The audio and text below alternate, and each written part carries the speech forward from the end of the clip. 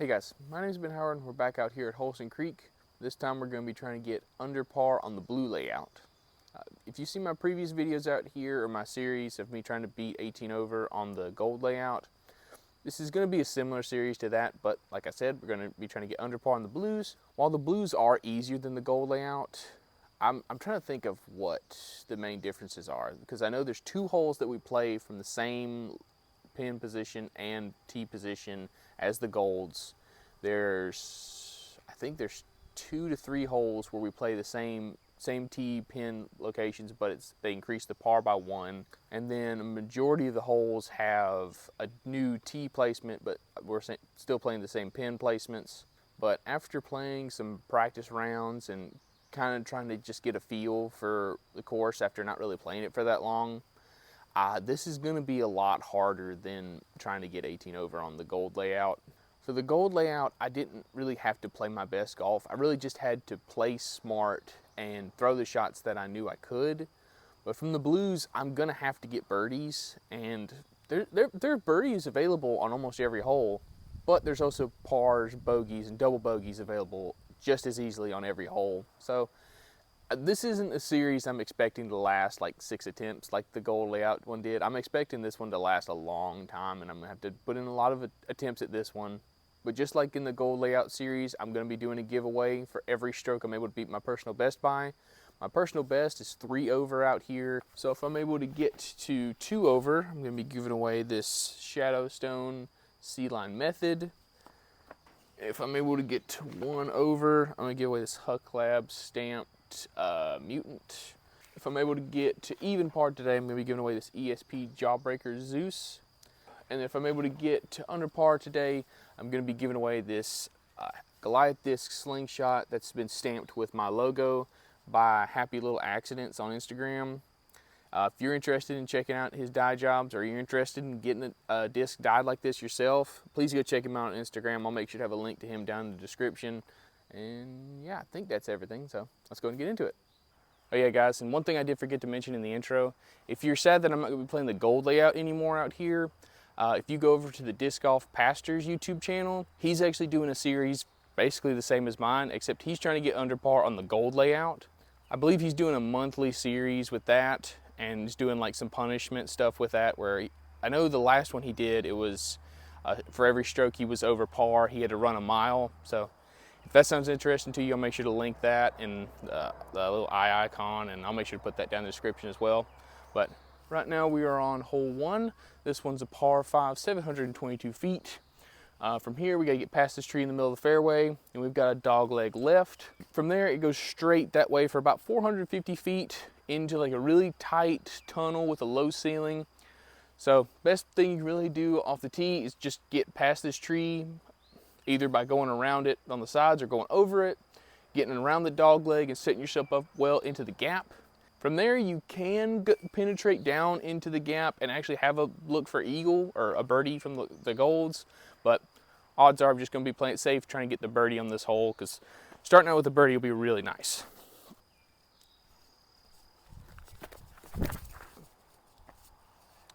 I think I threw that a little too high. I didn't see it come down. So I'll probably be closer to the left side of the fairway, or closer to us, I guess you could say, which isn't great typically. Mainly it just kind of blocks off the gap, so I won't have a clean shot down into the tunnel, but we'll have some kind of look down that way, hopefully. Okay, yeah, so I was right off the tee, because you can see from here, now I've got to either go through this gap or try and go around it, which is going to be really difficult. Probably just going to have to just go through the gap, which I mean, it's not that bad. It's just something to get into your head, but in the future, I'd like to throw that shot just a little bit lower, like barely get over that tree, because it'll set me up over here off to the right where I'll have a much bigger gap into that shot. But I think I'm just going to take a straight mid-range and just try and pump it down there. Anywhere close to this group of trees will pretty much give me like almost a guaranteed up and down.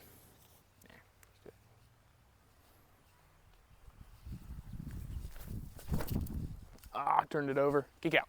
Kick out. Okay, that's fine. Okay, so that was a really fortunate kick, got us back out here in the middle. We have a manageable up and down for the birdie. As you can see, the basket's straight ahead through this right gap, or there is a forehand gap, but half the time it ends up leaving you either short or like you end up really far right. So I don't really like going for that play. I'm just going to take the same mid-range I just threw, just try and throw it flat, just try and get the push straight. If I do want to miss, I'd rather miss off to the left, but I'm just going to try and park it. No. Okay, that's fine. We can get up and down from there.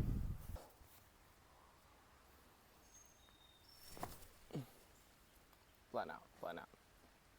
Okay, that should be good.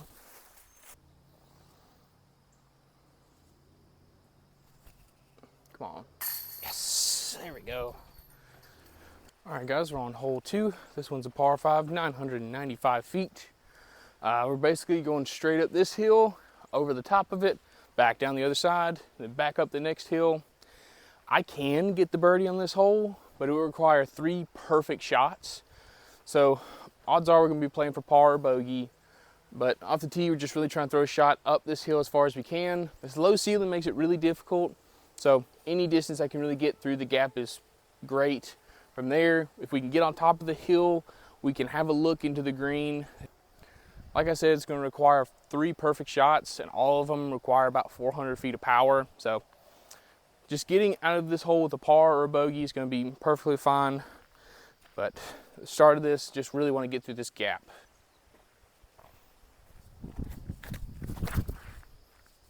Ooh. I meant to throw that flat and it came out on some hyzer, but that actually ended up being pretty okay. I'll be on the left side, so I'll probably have a pretty steep run up, but we should be able to manufacture a par from there.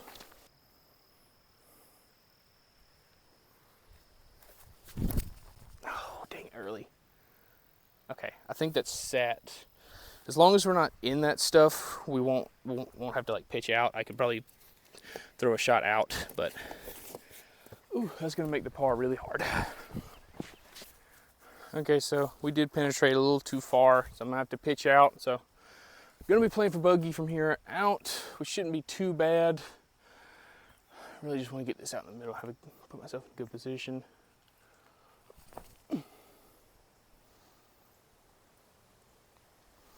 Looks good.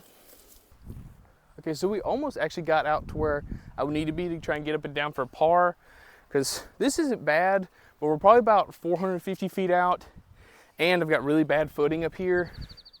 But if I can get out like another 50 to 100 feet, we could have really good footing, and it'll be a much more manageable distance. But from here, just gonna have to try and lay up for the bogey. I think I might just throw this again, just throw it flat, just try and get it down there. The main thing is I just can't throw it in the woods on the left. So I want to turn this over, or either just have it go dead straight, which shouldn't be a big issue with this. Main thing is just, as you can tell, we're going really far downhill. So if I give this too much hyzer or too much height, there's a really good chance it could finish left. So just gotta, not really too low, just a good nice flat shot. I turned it over and it's turning. Kick out. Overcorrected. Got scared of the left side. I think I can get up and down from there, but it's gonna be a lot trickier than I wanted.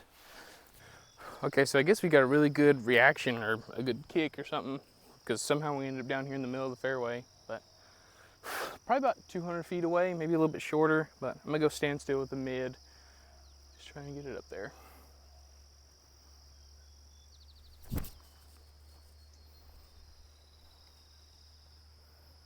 There we go.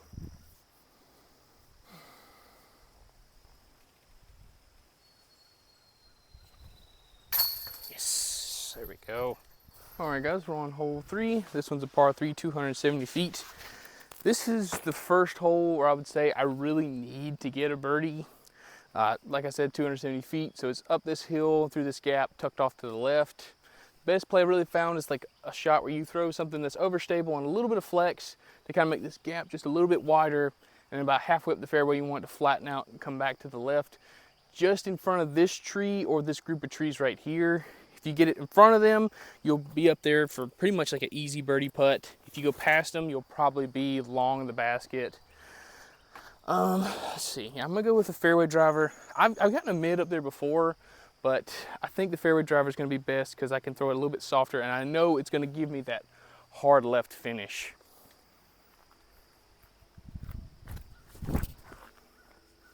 Just like that. Come on. Yeah, I didn't get it far enough back to the left, and that might be either pin high or just a little long, but I think that'll be like an edge of circle putt. Okay, so I was wrong. I thought this group of trees was like 30 feet right of the basket, but they're actually like 15 feet right of the basket. So got ourselves basically a tap in. Let's make it.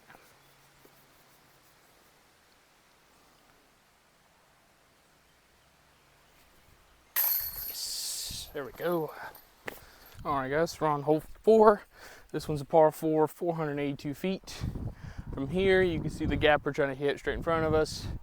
From there, it bends off to the right. He goes down, kind of snakes back to the right, comes back out to the left. But off the tee, all we really need to do is set ourselves up into that gap. Because if we put ourselves in the mouth of that gap, it's probably about like a 250-foot shot down into the green. Like I said, though, you just got to shape something, but it's very manageable. So all we really got to do is just kind of lay up to the opening.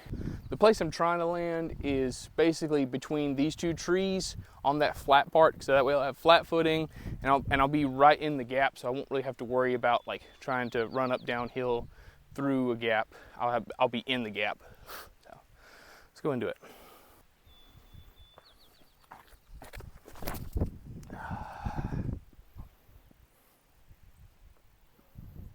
Oh yeah, perfect. Nope, pulled it over. I think I heard it kick back out in the fairway, so we'll probably have a pretty easy up and down for the par. Okay, so we got insanely lucky. I'm actually down here for like 45, 50 footer maybe.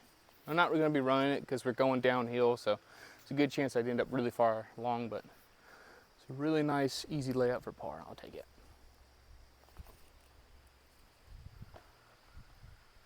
Yep.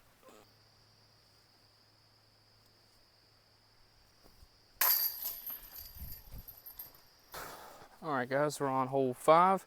This one's a par 5, 904 feet. This is one of the 2 holes we play from the same tee and basket locations as the gold layout, and it's really unfortunate because this is arguably one of the hardest holes on the gold layout, so this is definitely the hardest holes on the blue layout. But off the tee, really got to decide which gap you want to go for.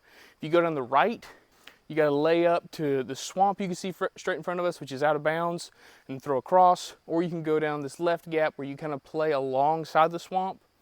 But after your tee shot, you're really trying to get up to this hill, where from the hill we got to go on top of that. Then we're in a tight wooded fairway that's probably about 250 feet long. Once you're down there, the basket's on the edge of a hill. So there's a lot of stuff that can go wrong. There's a lot of stuff that can go right. But main thing is just got to get this tee shot down. I like going aggressive on it just to it kind of loosens me up, keeps me from getting scared of this hole. Just trying to blast a distance driver down this side. Just something I know won't turn over, end up in the swamp.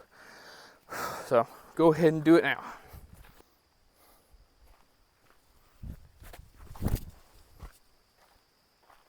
Close. I didn't get, dang it, I kicked left.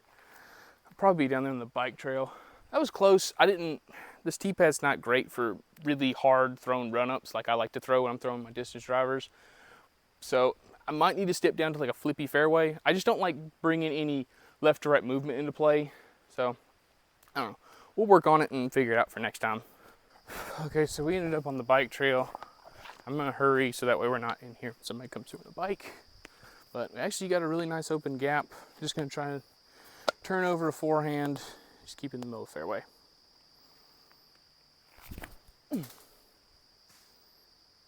That didn't sound like it was in the middle of the fairway, but we can work with it.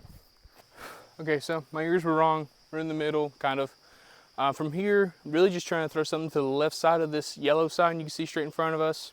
From there, if I'm in the open and have an open line, I can actually try and throw a shot into the gap and make the second shot, or make the shot down the tunnel a little bit easier. But Main thing is just really trying to lay up to the bottom of the hill, give myself an easy shot up in there, see what we can do.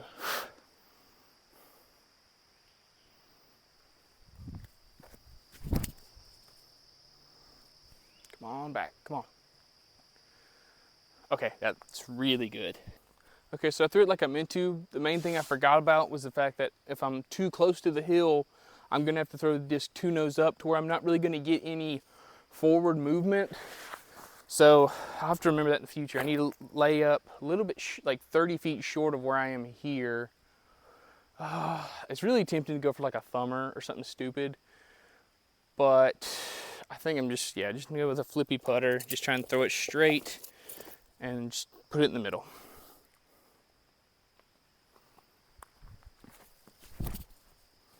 Too much hyzer, kick out. Well, that might have rolled out. I think we'll be fine. Okay, so I didn't get it to roll out, but not in a bad position. I can get up and down. It's just gonna require a really touchy shot. The ground slopes from left to right, so I need to make sure that I get this to finish left, hopefully kind of flatten out near the end. But the main thing I don't want to do is have this disc hyzer out, because if it hyzers out, I'm probably gonna end up like in circle 2, not outside of that.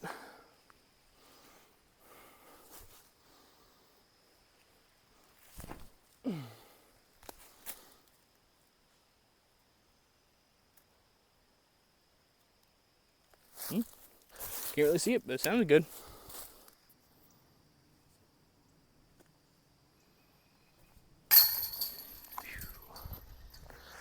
I think that might be the best score I've ever taken on this hole in a video. Yeah, because the best I've ever done was a 5, and I've only done that once, so cool. All right, guys, we're on hole 6. This one's a par 3, 285 feet. From here, you can see the gap we're aiming for, but I don't know if you can see the water or not, because we've got to go over this corner of a lake. And it's a weird shot, because you almost have to throw like a stalling hyzer that like gets through that gap and then just immediately starts moving left. But you can't have it kind of drop or like push too far, or else you can bring the water into play. So I'm just gonna go with the overstable mid-range, just try and give it as much high as I can through this gap, and just see if I can get it to finish back to the left far enough.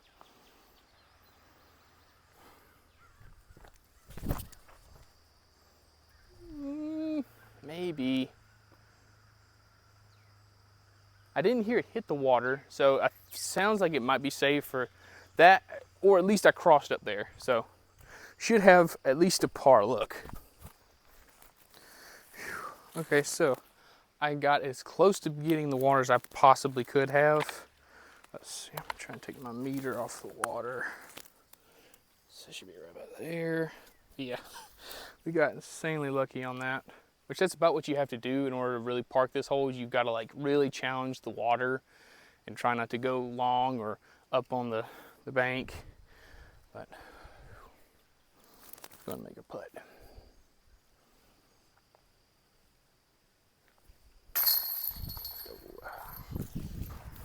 All right, guys, we're on hole 7. This one's a par 4, 482 feet. Going straight for about 300, 350 feet. Then the fairway dog legs into the woods off to the right, where the basket's probably about 150 feet down a pretty tight wooded fairway. So off the tee, really just trying to set ourselves up either into the gap or in a good spot where we can just throw a straight shot down there into the green. I'm gonna go with the overstable fairway driver, just try and just push it through there and just have it finish off to the left. Pretty simple.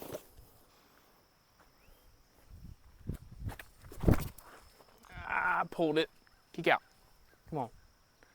Okay. Definitely not gonna be able to get up and down for a birdie from there, but we can lay up, or even we can, if I'm not in that stuff, I might be able to throw like a forehand into the gap and make that shot a little bit easier. Okay, so the forehand's pretty much blocked off, so I'm just gonna take an understable throwing putter, just try and get it up there to the mouth of the gap. This tree right here pretty much marks like the best spot to be, so anywhere near that tree would be great, but just want to keep this shot turning the whole time.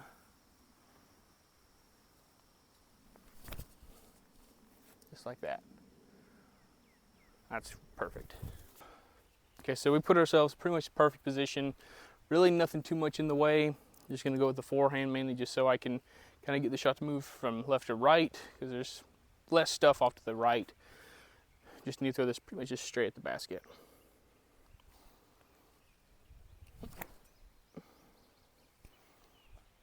Ooh, wasn't expecting that big of a skip. Ooh. Threw that a little too hard, or I don't know. That's just kind of one of those shots you gotta expect it to go a little long, because as you can tell, the green slopes away from us. But I think we'll be close enough to have a pretty manageable putt.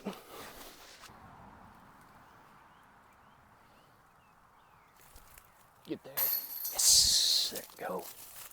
All right, guys, we're on hole 8. This one's a par 3, 320 feet. You can see the basket straight ahead. It actually is a little deceiving because it's actually an elevated basket. And once you get about 40 feet short of the basket, the ground slopes away down towards the water, kind of. So typically on this hole, I'm kind of tied between either going just dead straight at the basket or swinging something out to the right. Because while you can kind of see that the ground slopes towards the water, I really haven't ever had a disc roll into the water if I've gone for that hyzer play. And if you can see the water right, you can tell that it's a pretty strong right to left wind. So it would help with that shot. But I really want to start practicing going just dead straight at the basket. Because like I said, all I have to do is get within 40 feet of the basket. And I'm going to get like an extra little bit of carry down to the basket. So I think I'm going to go for that today. It's nice because typically there's a headwind on this hole, and then I would definitely go for that hyzer play. But I think pretty much any other time, I'm going to be going for just this dead straight shot into the green. Gotta be a little careful because we're on top of the dam, so there's not a ton of extra room up here to throw. But just gonna go straight at the basket.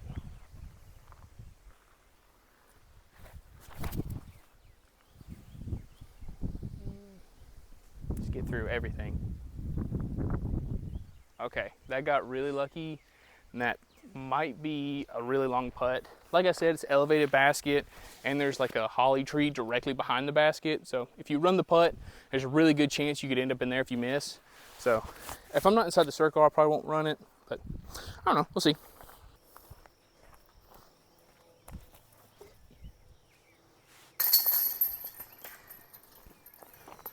All right, guys, we're on hole 9, final hole of the video. This one's a par 5, 732 feet. We're basically going dead straight the whole way.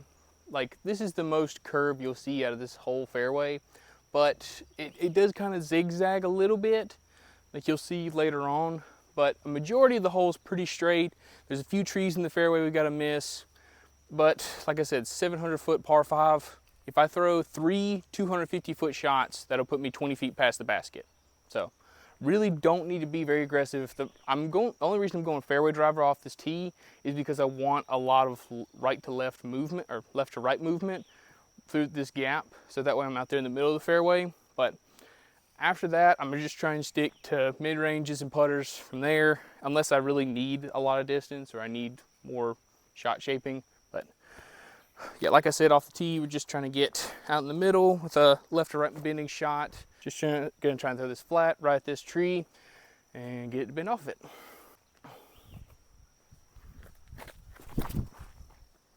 Just like that. That's perfect. Oh yeah, that's money. Okay, so I know I said I was gonna go for putters and mids and the rest of the way to this fairway, but I think you can kind of see from here, like this is almost the exact same shot I just threw off the tee. So I want to throw the same disc again. Just gonna try and throw it at this tree and just see if I can get to bend off of it to the right and just kind of push that way. If I can do this well, we'll have a really easy approach shot into the green. So let's go and do it.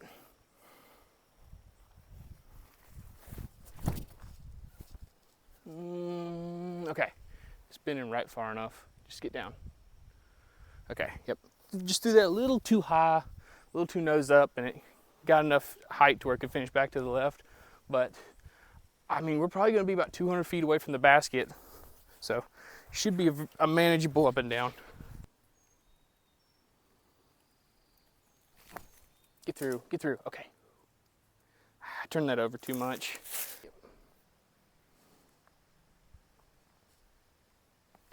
No, oh, that was so early.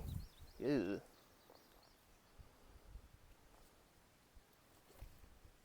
Yes, there we go. Whew. Man, so that put us at 1 under going in the back 9. I was not expecting to shoot that well during the front 9, because if you've seen the gold videos, you'll know the front 9 is where I typically struggle and end up like kind of falling behind, and then on the back 9 is where I kind of catch up. And I don't really know if that's quite the case for the back 9 for the blues. I feel like they're pretty balanced out here, but it's really encouraging to see all I really have to do is shoot even on the back 9 and we're good on the first attempt, which is absolutely nuts. But I could tell I was playing a lot more focused. I was picking out good landing zones, not just the shot shapes I wanted. I picked out places where I wanted the disc to land and was getting them to land there. And then on the holes where I was struggling, I only took bogeys, when a lot of times I take double bogeys or worse on some of these holes. So scramble felt really good. The shots were really good. The putt's really good. I think that's like the first putt I've missed inside of 40 feet, which I haven't really been giving myself many outside of bullseye. But yeah, hopefully we can keep this going to the back 9. I'm gonna try and get that out sometime tomorrow. But thank y'all so much for watching. Please like, subscribe, and y'all have a good one.